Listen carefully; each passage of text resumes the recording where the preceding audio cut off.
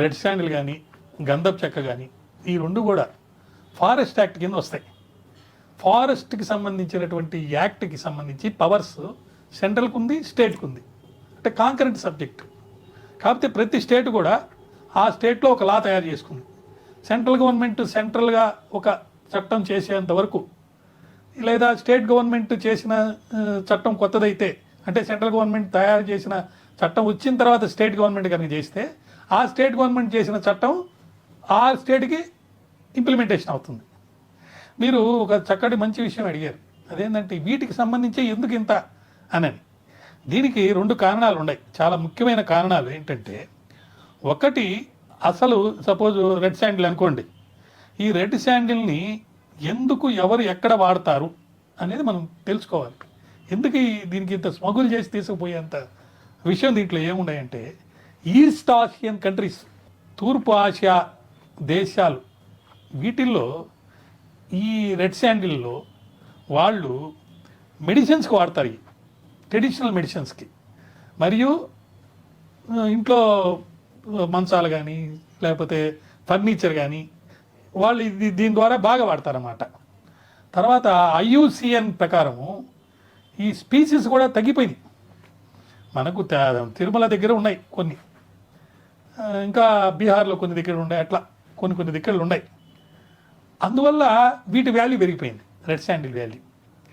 ఇప్పుడు మీకు ఎక్కడ కేసు పట్టుకున్న ఈ మధ్య భూపాల్లో ఒక CBI వాళ్ళు సెప్టెంబర్ 3, 2024 నాడు ఒక శాండిల్వుడ్ స్మగ్లింగ్కి సంబంధించి 2 మద్రాసు వాళ్ళని అరెస్ట్ చేశారు. దాంట్లో వాళ్ళని అరెస్ట్ చేసి forest department wildlife head quarters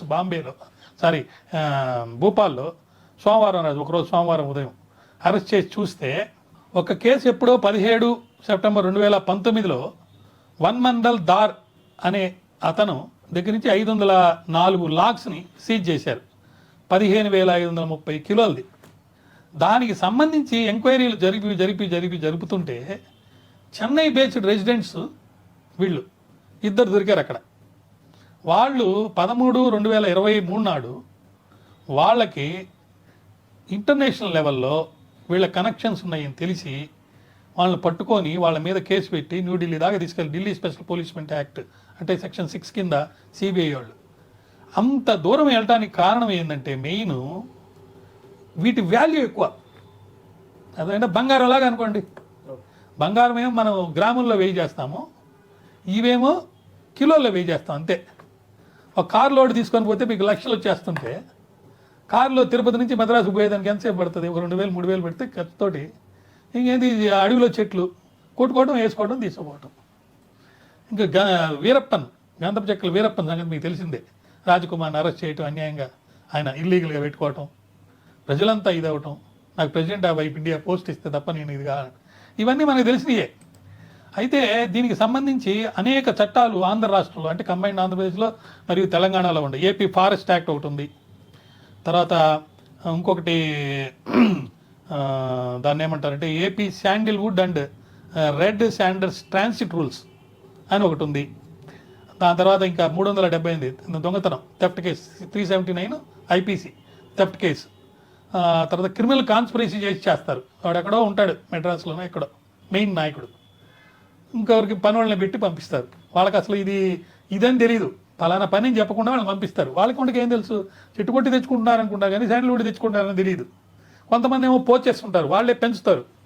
ఎక్కడ పెంచేది ఎక్కడుంది వాళ్ళకి తెలుసు, దొంగతనంగా తీసుకుపోతుంటారు. సో వాళ్ళు పోలీసు వాళ్ళని కూడా అవసరమైతే కాల్ చేసి ఇది చేస్తున్నారు అన్నమాట. ఇలా అనేక రకాలుగా అనేక సందర్భాల్లో శిక్షలు కూడా పడ్డాయి, కానీ ఫలితం లేదు. కొంత సందర్భాల్లో వాళ్ళని కాల్చి చంపేస్తే దానికి గవర్నమెంట్ కాంపెన్సేషన్ కట్టాల్సిన పరిస్థితి వచ్చేసింది అనమాట. ఇలా ఉంటాయన్నమాట. దాని తర్వాత ప్రివెంటివ్ యాక్ట్, అంటే ఒక ప్రివెంటివ్ డిటెన్షన్ యాక్ట్ అని ఉంటుంది, PD యాక్ట్ అని. దీని కింద కూడా చాలామందిని అరెస్ట్ చేశారు ఈ కేసుల్లో. ముఖ్యంగా వైఎస్ఆర్ డిస్టిక్ కడప, లేకపోతే చిత్తూరు, ఇక్కడ చూస్తే మనకు ఈ కేసులు ఎక్కువగా మనకు తగులుతాయి. ఎందుకంటే తిరుపతి ఆ పరిసర ప్రాంతాల్లో చాలా ఉన్నాయి. ఈ ప్రివెంటివ్ డిటెన్షన్ యాక్ట్ కింద గూండాగా డిఫైన్ చేస్తారు. వాడు గూండా అని అంటే దాని కింద అరెస్ట్ చేయొచ్చు. ఈ స్మగ్లింగ్ చేసే వీళ్ళని గూండాలుగా డిక్లేర్ చేస్తారన్నమాట. ఒక member or leader of a gang వాడు గూండా. అంటే గూండాగా నిన్ను కనుక చిత్రీకరిస్తే ఆ డెఫినేషన్లోకి నువ్వు కనుక వస్తే దాని కింద కూడా అరెస్ట్ చేస్తారు. ప్రివెంటివ్ డిటెన్షన్ యాక్ట్ కింద ఎక్కువ దొంగతనాలు చేస్తాడు, కార్లు దొంగతనాలు చేసినా ఎక్కువ చేసేస్తుంటాడు వాడిని పీడీ యాక్ట్ కింద అరెస్ట్ చేసేస్తారన్నమాట. దాంట్లో కూడా ఆ యాక్ట్లో chapter 16, chapter 17, chapter 18 of Indian penal act చూస్తే మనము ముఖ్యంగా 2Gలో మనం కనుక డెఫినేషన్ చూస్తే ఈ డీటైనింగ్ అథారిటీకి గూండా కింద కనుక డిక్లేర్ చేస్తే వాడిని అరెస్ట్ చేసి కారణాలు కూడా చెప్పాల్సిన అవసరం లేదు, తర్వాత చెప్పుకోవచ్చు. అంటే ఎవరెవరిని అరెస్ట్ చేయాలి, ఎవరెవరిని డీటైన్ చేయాలి అనేది ఒక ఆర్డర్ రాస్తారు. దాని కింద అధికారి ఇచ్చేటువంటి ఆర్డర్ని బట్టి ఒక డెకాయిట్ కానీ, డ్రగ్ అఫెండర్ని కానీ, గూండాని కానీ, ఇమ్మోవరల్ ట్రాఫిక్ అఫెండర్ని కానీ, ల్యాండ్ గ్రాబర్ని కానీ, బూట్ లెగ్గర్ని కానీ వాళ్ళందరినీ కూడా ఈ పీడీ యాక్ట్ కింద అరెస్ట్ చేసి జైలుకు పంపించే అధికారం గవర్నమెంట్ వాళ్ళకి ఇచ్చింది, అంటే చట్టం ద్వారా. సో ఫారెస్ట్ యాక్ట్ వేరు, పీడీ యాక్ట్ వేరు, ఐపీసీ వేరు. ఇన్ని యాక్ట్లు దీని మీదకి వచ్చేస్తున్నాయి. కారణం ఏంటంటే ఇది చాలా తక్కువ క్వాంటిటీలో దొరుకుతుంది, కొన్ని ఏరియాలను దొరుకుతుంది. ఆల్మోస్ట్ శాండిల్వుడ్ బంగారం అనుకోండి, శాండిల్వుడ్ గోల్డ్. కాబట్టి ఖచ్చితంగా దీనికి సంబంధించి కొంతమంది సస్పెక్ట్లు ఉంటారు. తర్వాత పీసీసీఎఫ్ వైల్డ్ లైఫ్ ప్రొటెక్షన్ కూడా ఒక యాక్ట్ ఉంది. తర్వాత ఎస్టీఎఫ్ వాళ్ళు కూడా సెక్యూరిటీ కింద వాళ్ళు కూడా దీని మీద వర్కౌట్ చేసి చేస్తుంటారు. ఇంకోటి టైగర్ స్ట్రైక్ ఫోర్స్ అని కూడా ఒకటి ఉంది. అది సాగర్లో, మన నాగార్జున సాగర్ ఆ ఏరియాలో. ఇట్లా అనేక రకాలైనటువంటి చట్టాలు ఉన్నాయి. అదేవిధంగా దీని యొక్క వాల్యూ మెడిసిన్స్కి దీనికి వాడుతున్నందువల్ల, రేట్లు పెరిగినందువల్ల ఒక్క ట్రిప్పులోనే లక్షాధికారులు అయిపోతారు. దీంట్లో సంపాదించిన వాళ్ళు కోటీశ్వర్లు ఉన్నారు. వాళ్ళందరూ ఒక డెకాయిట్స్ లాగా, గూండాల్ లాగా మెయింటైన్ చేసి కాన్స్పిరసీ చేసి 120B కింద వస్తుంది ఆ నేరం, అది చేస్తున్నారు. అయితే ఆల్ ఇండియా లెవెల్లో ఒక పాలసీ చేసి రెడ్ శాండర్స్ని, శాండిల్వుడ్ని స్మగుల్ చేయకుండా కంట్రోల్ చేయడానికి అనేకమైనటువంటి చట్టాలని, ఎందుకంటే కామన్ సబ్జెక్ట్, సెంట్రల్ చేయొచ్చు, స్టేట్ చేయొచ్చు, సెంట్రల్ గవర్నమెంట్లో కూడా చేయాలనేది ఒక డిస్కషన్ అయితే జరుగుతుంది.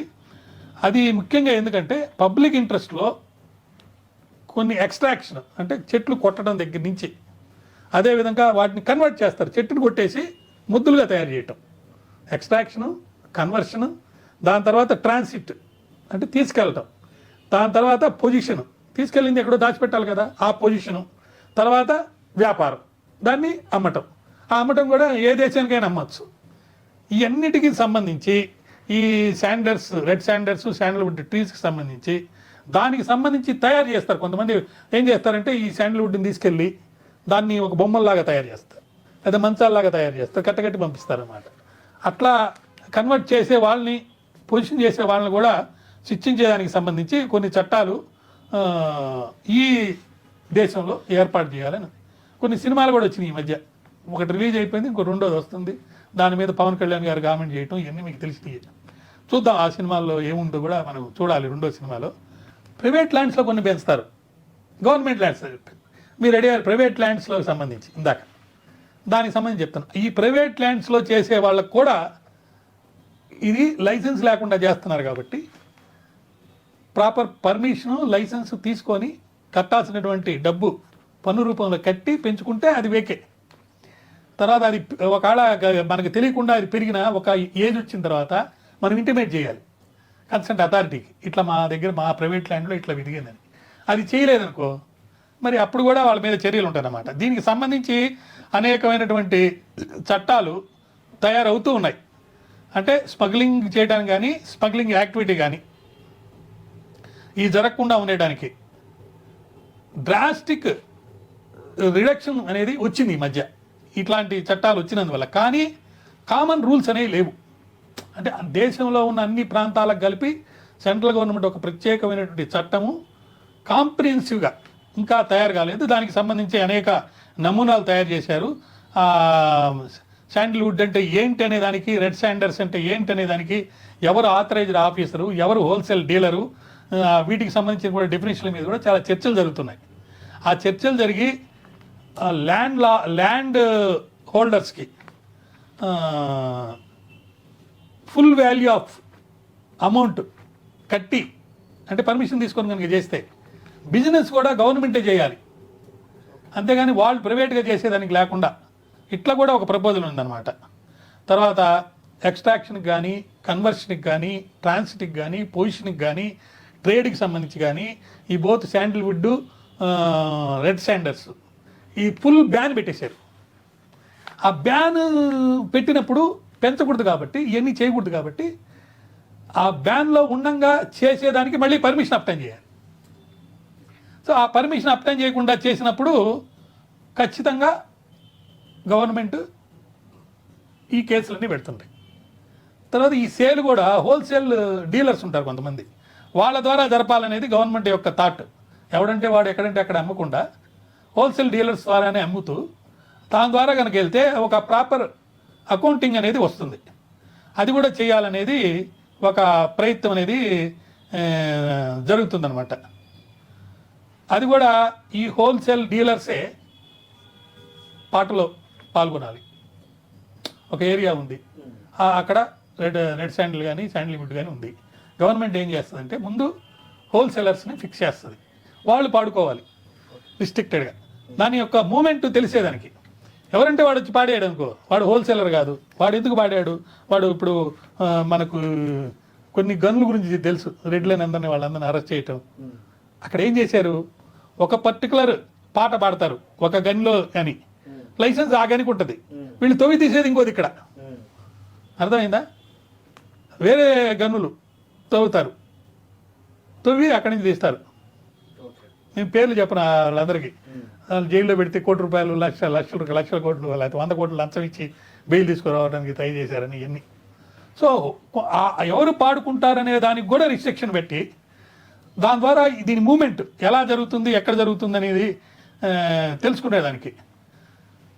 తర్వాత ఒక కమిటీ ఏర్పాటు చేసి, ఆ కమిటీ ద్వారా రేట్లు, వేరే ఫారిన్ కంట్రీస్లో ఎంత ఉంది రేటు, వీడికి లాభం కూడా కావాలి కదా, ఇవన్నీ చూసుకొని రేట్లు కూడా వాళ్ళే ఫిక్స్ చేస్తారు. అంటే మినిమం ఇంత పెట్టి పాట జరిగేటట్టు. దానివల్ల ఏమవుద్ది, ఎవరు పాడుతున్నారో తెలుస్తుంది. అట్లే మ్యానుఫ్యాక్చరర్స్ వాళ్ళు కూడా రిజిస్టర్ చేసుకున్న వాళ్ళే మ్యానుఫ్యాక్చర్ చేయాలి. ఎవడంటే వాడు మ్యానుఫ్యాక్చర్ చేయడానికిలే. ఇప్పుడు వితౌట్ పర్మిషన్ మ్యానుఫ్యాక్చర్ చేస్తే వాడికి మళ్ళీ వాడిని అరెస్ట్ చేయడానికి ఇవన్నీ పెట్టారన్నమాట. చాలా ఇక రీటైల్ సేల్స్ అనేది ఈ శాండిల్వుడ్కి సంబంధించి, రెడ్ శాండర్కి సంబంధించి రియల్గా ఎవరు ఉండేదానికి లైసెన్స్ ఇస్తుంది. ఆ లైసెన్స్ ప్రకారం మాత్రమే లైసెన్స్ ఉన్నవాడే రీటైల్ సేలర్స్గా తయారవుతారన్నమాట. తర్వాత కొన్ని సందర్భాల్లో ప్రైవేట్ ల్యాండ్స్లో పర్మిషన్ లేకుండా పాడుతున్నారు, లేదా గవర్నమెంట్ ల్యాండ్స్ నుంచి స్మగుల్ చేసి తీసుకుపోతున్నారు. వెంటనే కన్సర్న్ అథారిటీస్ వచ్చి దాన్ని కన్ఫిస్కేట్ చేసేస్తారు. కన్ఫిస్కేట్ చేసిన తర్వాత దాన్ని మాది అని క్లెయిమ్ చేయడానికి ఎవరు వెళ్ళరు. ఎందుకని, గవర్నమెంట్ ల్యాండ్స్లో దొరికిందేమో వీళ్ళు ఓనర్లు కాదు, సో దొంగలు కాబట్టి. మాది అని వెళ్ళారంటే నీకు ఎక్కడి నుంచి వచ్చింది, దొంగతనం పట్టుకుంటారు. కాబట్టి కన్ఫిస్కేట్ చేసింది మళ్ళీ అమ్ముతారు. అమ్మిన దాని వచ్చిన డబ్బును మళ్ళీ గవర్నమెంట్కి ఎక్సైజ్గా పోద్ది. ఇదంతా ప్రాసెస్. ఇవన్నీ చెప్పుకోవడానికి బాగానే ఉంటాయి, కానీ వాస్తవంలోకి వెళ్ళి కనుక చూస్తే ఈ యొక్క స్మగ్లింగ్ జరుగుతూనే ఉంటుంది. దీన్ని కంట్రోల్ చేయడానికి ఎంతోమంది ఆఫీసర్లు ఎన్నో విధాలుగా ప్రాణత్యాగాలు కూడా చేసి మరి అరికట్టారు. కాబట్టి ఈ పరిస్థితుల్లో మనకు తెలిసినంత వరకు ఇప్పుడు చూస్తే ఖచ్చితంగా కొంత కంట్రోల్ ఉన్నట్టు కనిపించిన 2023లో కూడా మరి ఒక కేసు నేను చెప్తాను. ఒక 5 మంది ఇంటర్ స్టేట్ స్మగ్లర్స్ని 4.4 కోట్ల వర్త్ 275 రెడ్ శాండర్స్ని 275 రెడ్ శాండర్స్ వాల్యూ 4.4 కోట్లు. 225 దుంపలంటే 4 కార్లలో పెట్టచ్చు. 4 కార్లు అప్లోడ్ చేసి తీసుకెళ్ళిపోతే 4.4 కోట్లు వచ్చేసినట్టే. అందుకని దొంగతనం చేసేదానికి ఈజీగా డబ్బు వస్తుంది కాబట్టి చేస్తాను. ఇప్పుడు సూలూరుపేట దగ్గర NH-16లో పట్టుకున్నారు వాళ్ళు. Murugan, Hemant Kumar, S Ravi, R Vimal, G Surender. So వీళ్ళు పట్టుకొని అవన్నీ చూస్తే 5,388 కేజీలు ఉన్నాయంట తర్వాత 2 4-వీలర్స్ 18 లక్షలు చేసేయి, 6 సెల్ ఫోన్స్. అంటే 4 4-వీలర్స్ అంటే 2 4-వీలర్స్ అంటే 2 కార్లలో తీసుకుపోయిన వర్త్ ఇంత. అర్థమైందా? అసలు దీనికి మాస్టర్ మైండ్ ఎవరు, వీళ్ళు అకంప్లీసెస్ ఎవరు, వీళ్ళందరినీ పట్టుకోవడానికి ట్రయల్ చేశారు. చేస్తే మురుగన్ అనే అతని మీద 17 కేసులు ఉన్నాయంట. హేమంత్ కుమార్ మీద 3 కేసులు ఉన్నాయంట. ఈ మురుగన్ మీద ప్రివెంటివ్ డిటెన్షన్ యాక్ట్ కూడా పెట్టినారంట. వీళ్ళు ఇతర రాష్ట్రాల్లో కూడా కేసులు చేశారంట. అంటే 2023లో జరిగిన కేసు సంగతి చెప్తున్నా. అంటే ఇంకా నేరాలు ఘోరాలు జరుగుతూనే ఉన్నాయి. ఇలా జరుగుతున్నాయి కాబట్టే వీటికి సంబంధించి కుతూహలం ఎక్కువ. ఏం జరుగుతున్నాయి, ఎట్లా పట్టుకుంటున్నారు, అసలు ఏంటని. ఆ పక్క చిత్తూరు యాసలో మెయిన్ చిత్తూరు యాసలో భాష పెట్టి దొంగతనం చేసే దాంట్లో హీరోయిజం ఉంది అన్నట్టుగా చూపించిన చిత్రాలు మరి సక్సెస్ అవుతున్నాయి. అది విచారకరం, బాధాకరం. హీరో అంటే ఒక విధంగా మంచి చేసేవాడిగా ఉండాలి, చట్టాన్ని ఉల్లంఘించేవాడిగా ఉండకూడదు. చట్టమే ఇబ్బంది పెడుతుంటే చట్టాన్ని ఉల్లంఘించవచ్చు. ఇక్కడ చట్టమే